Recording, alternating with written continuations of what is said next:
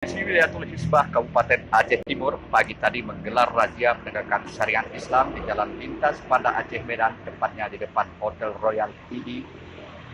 Selain melakukan razia terhadap pelanggaran syariat Islam, Satpol PP WH Aceh Timur juga melakukan penertiban PNS bolos saat jam kerja.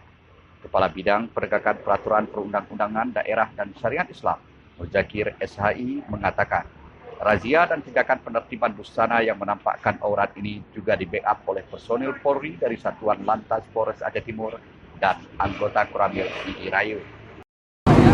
Ini dalam rangka kegiatan rutin kita melaksanakan razia dan penertiban busana serta penertiban bisnis dan yang berkeliaran di luar jam dinas.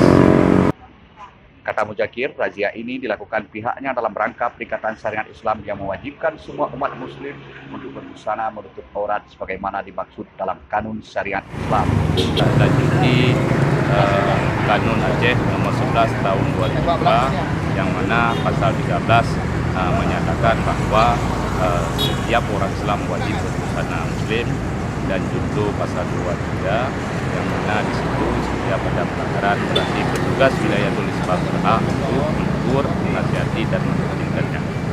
Dalam razia tersebut, aparatur polisi Wilayatul Hizbah Kabupaten Aceh Timur menjaring sedikitnya 17 orang wanita muslim berpakaian ketat, 1 orang wanita tidak berjilbab, dan 8 orang laki-laki bercelana pendek.